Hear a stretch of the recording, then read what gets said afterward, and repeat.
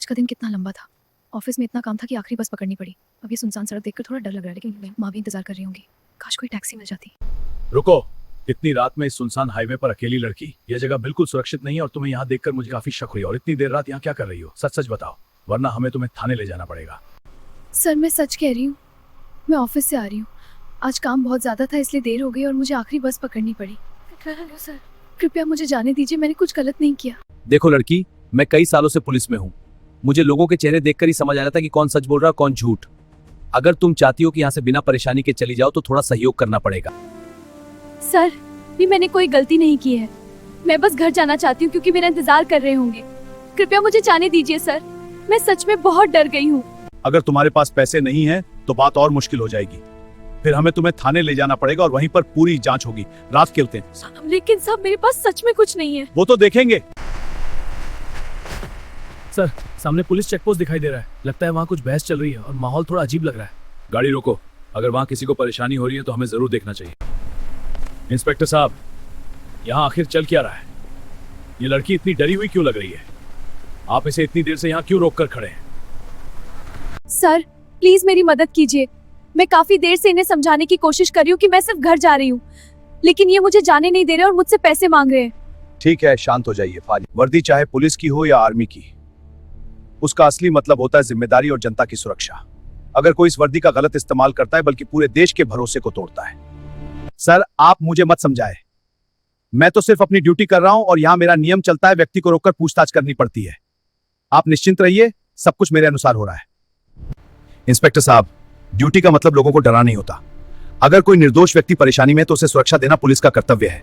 मुझे सच जानना है और उम्मीद है कि आप सच ही बताएंगे। सर हमारे ट्रक का डैश कैम पूरे रास्ते की रिकॉर्डिंग करता है। अगर यहाँ कुछ भी गलत हुआ है तो वह सब कैमरे में कैद हो चुका होगा। हम अभी तुरंत रिकॉर्डिंग चेक कर सकते हैं। तुम्हें यकीन है? जी सर बिल्कुल। ठीक है, दिखाओ। सर शायद कोई गलतफहमी हो गई है, मैंने ऐसा कुछ नहीं किया जिससे कानून का उल्लंघन हो। आप चाहें तो पूरी जांच कर सकते हैं, लेकिन मेरी बात पर भी भरोसा कीजिए। जांच होगी। गलतफहमी और सच्चाई में बहुत फर्क होता है इंस्पेक्टर। जब जनता किसी वर्दी वाले को देखती है तो उसे भरोसा होना चाहिए, डर नहीं। अगर इस भरोसे को कोई तोड़ता है तो वह इस वर्दी के सम्मान के लायक नहीं होता। सर मैं सच कह रही हूँ, मैंने इन्हें कई बार समझाने की कोशिश की कि मैं सिर्फ घर जा रही हूँ, लेकिन इन्होंने मुझसे पैसे मांगे और मुझे जाने नहीं दिया। ठीक है, शांत हो जाइए, हम मामले की जांच करेंगे। सर रिकॉर्डिंग साफ दिखा रही है कि इंस्पेक्टर साहब पे पैसे मांग रहे थे। सारी बातचीत और आवाज कैमरे में कैद है। अब इसमें किसी भी तरह का शक नहीं बचा है। इंस्पेक्टर राघव सिंह, अब सच सामने आ चुका है। आपकी हर हरकत रिकॉर्ड हो चुकी है और इसे छुपाया नहीं जा सकता। अब कानून ही फैसला करेगा कि आपके साथ क्या होना चाहिए।